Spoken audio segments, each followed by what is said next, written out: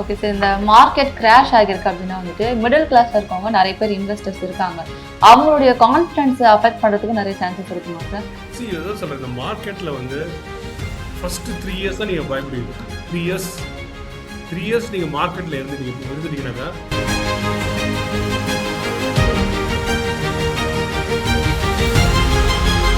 அப்போ மார்க்கெட் வரக்கூடாது. அப்போ தான் எல்லாம் உள்ளே வருவாங்க.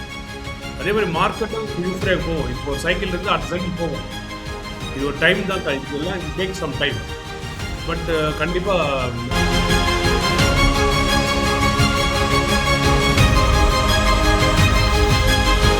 மார்க்கெட்டில் வந்து இந்த மாதிரி டவுன் ட்ரெண்ட் வந்து அக்யூமுலேட் பண்ண தான் பணம் பண்ண முடியும். மார்க்கெட்டில் நீங்கள் எல்லா சூழ்நிலையும் இருக்கணும். மார்க்கெட் மேலே இருக்கும்போது அது உங்களை ஈட்டுறோம், உள்ள கீழே இருக்கும்போது நம்ம வெளியே தள்ளும். அந்த டைமில் தான் வந்து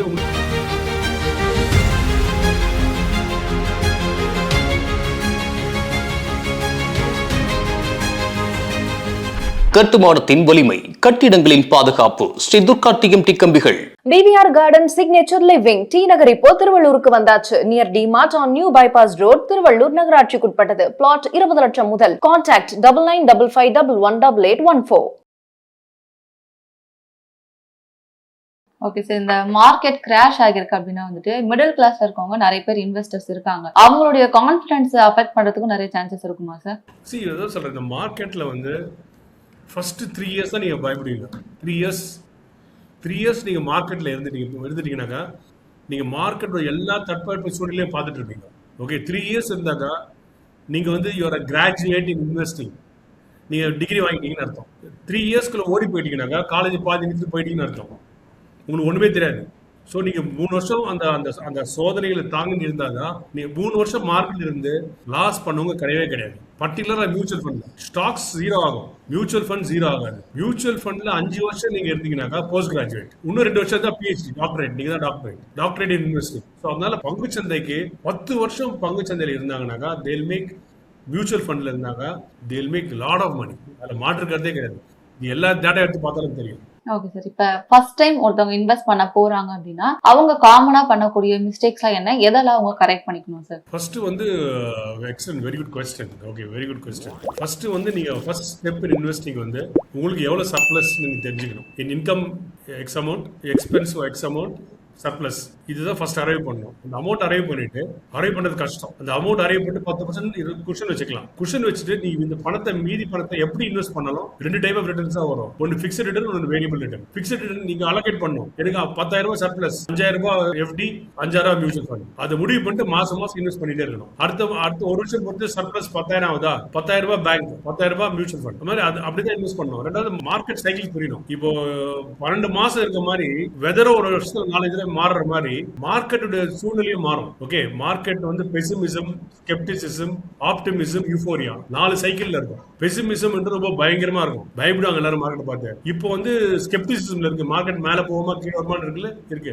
யூஃபோரியான்றது 30,000 தாண்டி 35,000 போகும்போது யூஃபோரியா. கோல்டு இப்போ யூஃபோரியால இருக்கு. யூஃபோரியால இருக்கும்போது பொருள் நம்ம டச் பண்ணக்கூடாது, அப்போ மார்க்கெட் வரக்கூடாது. பட் அப்பதான் எல்லாம் உள்ள வருவாங்க. அதே மாதிரி மார்க்கெட்டும் யூஃபோரியா போகும். இப்போ ஒரு சைக்கிள் இருந்து அடுத்த சைக்கிள் போகும். இது ஒரு டைம் தான். இதெல்லாம் டேக் சம் டைம். பட் கண்டிப்பா ஏன்னா மார்க்கெட் வந்து உலகத்திலேயே சந்திக்க முடியாத பெரிய சோதனை சந்திச்சாச்சு. அது வந்து கோவிட். உலகமே சம்பிச்சு அதே பார்த்தாச்சு. அந்த கரெக்ஷனே ஒரு வருஷத்துல ரிவர்ஸ் ஆயிடுச்சு, அங்கிருந்து டபுள் ஆயிடுச்சு. ஸோ இதெல்லாம் வந்து விஷயங்கள் தான், நம்ம பயப்படும் அளவுக்கு பெரிய விஷயம் கிடையாது. சரி மேடம், அதான் சொல்றது, சைனா கூட நம்ம கம்பேர் பண்ணவே முடியாது. சைனா ரொம்ப ரொம்ப ரொம்ப பெரிய ஆள், இது மாற்றுக்கிறதே கிடையாது. நம்ம வந்து we can only compliment, நம்ம கம்ப்ளீட்டே பண்ண முடியாது. ஒரு சில ஏரியாவில் நம்ம கம்ப்ளீட் பண்ணலாம், ஒரு சில ஏரியாவில் நம்ம கூட இப்போ ஒன்றும் இல்லை.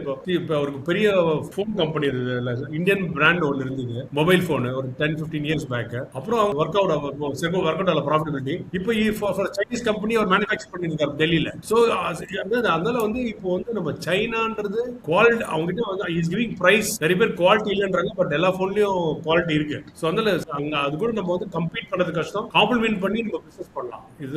அதுதான் நம்மளுக்கு பெனிஃபிஷியல். ரொம்ப ரொம்ப இம்பார்ட்டன்ட். க்ரூட் ஆயில் தான் நம்மளுடைய எக்கனாமிக் சுவாசம் காட்டுறது. பெரிய அளவு யூஎஸ் டாலர் சாப்பிடுறது அதான். கோல்டு எல்லாம் ஒண்ணுமே கிடையாது. ஏன்னா க்ரூட் ஆயில் வந்து கன்சம்ஷனுக்கு நிறைய தேவைப்படுது, அது இம்போர்ட் பண்றோம். நம்ம அது இம்போர்ட்டுக்கு $95 கொடுத்து இம்போர்ட் பண்றோம். ஸோ க்ரூட் விலை இறங்கணும். இப்போ அதான் சொல்றேன், க்ரூட் விலை இந்த இது இப்போ ஆல்ரெடி வந்து இறங்கி இருக்கு, ஒரு $10 கிட்ட இறங்கி இருக்கு. அது வந்து உலகம் அமைதியா சரியான சூழ்நிலை போயிடுச்சுனாக்கா திருப்பி $70 போயிடும். $70 இருந்து 60 65 கூட போகும். ஸோ அதனால க்ரூடு குறைஞ்சதுன்னா நம்மளுக்கு நல்லது. க்ரூடு குறைஞ்சா நம்ம இந்தியா போறது ரொம்ப ரொம்ப நல்லது.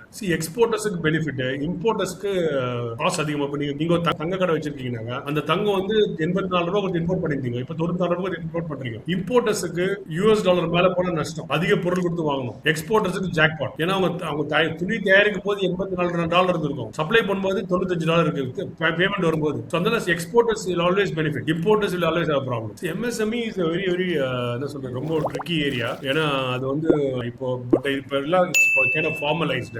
எந்த இண்டஸ்ட்ரி எடுக்கிறாங்க, யார் சப்போர்ட் பண்றாங்க பொறுத்து தான் இருக்கு. MSMEக்கு நிறைய சப்போர்ட் இருக்கு ஸ்டேட்லயும் சென்ட்ரல்லையும். ஸோ MSME இஸ் growing, அதுல மாற்று கருத்து இல்லை. பிரச்சனை ஃபேஸ் பண்றது ஃபார்மாக்கு தான் நிறைய பிரச்சனை வந்திருக்கு. அந்த ரெஸ்ட்ரிக்ஷன்லாம் போட்டாங்க, பிளஸ் டாரிஃப் எல்லாம் போட்டாங்க, அதுதான் பெரிய பிரச்சனை ஃபேஸ் பண்ணுது. அதே டெக்னாலஜியை ஃபேஸ் பண்ணுது. Because of disruption adjustment of the technology, it's facing some problem. So அதான் டெக்னாலஜி அண்ட் ஃபார்மா ஹெட்வின்ஸ் இருக்கு, டவுன் ட்ரெண்ட்.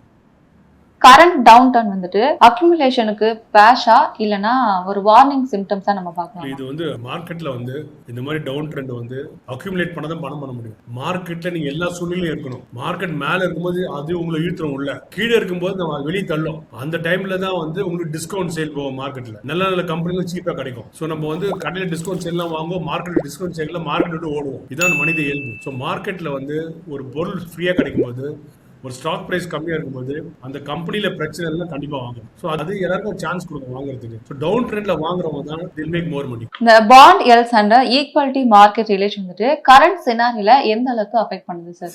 இப்போ வந்து பாண்ட் மார்க்கெட் வந்து அவ்வளவு பெருசா இல்ல இந்தியாவில். பாண்ட் மார்க்கெட் பெருசா இல்ல. பாண்ட் மார்க்கெட் ஸ்ட்ராங்கா இருந்தாக எஃப்டிக்கு போறப்போ பாண்டுக்கு போவோம், ஓகேங்களா? ஸோ ஈக்விட்டி மார்க்கெட்டுக்கு வரப்போனா வரும். ஈக்விட்டி மார்க்கெட் அதிகமா இருந்தாங்க, பணத்தை நிறைய பேர் எடுத்து ஈக்விட்டி விலை போடுவாங்க.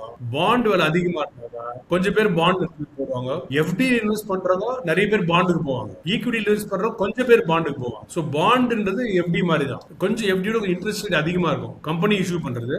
சோ பாண்ட் வந்து equity market and bond link தான், பட் நம்ம ஈக்குவலி லிங்க் சொல்ல முடியாது. ஓரளவுக்கு கொஞ்சம் கொஞ்சம் தான் link. Okay sir. Okay sir, share market பத்தியும் எதுல இன்வெஸ்ட் பண்ணா நமக்கு ப்ராஃபிட் கிடைக்கும், எதுல இன்வெஸ்ட் பண்ணக்கூடாது, ஃபர்ஸ்ட் இன்வெஸ்ட் பண்றவங்க எதெல்லாம் ஃபர்ஸ்ட் பார்க்கணும்ன்றத நிறைய விஷயம் கிட்ட ஷேர் பண்ணிக்கிட்டீங்க. நிகழ்ச்சிக்கு வந்ததுக்கு ரொம்ப நன்றி சார். இந்த வீடியோ உங்களுக்கு பிடிச்சிருந்தா லைக் பண்ணுங்க, ஷேர் பண்ணுங்க, கமெண்ட் பண்ணுங்க, மறக்காம பெல் பட்டனை கிளிக் பண்ணிட்டு சப்ஸ்கிரைப் பண்ணிடுங்க.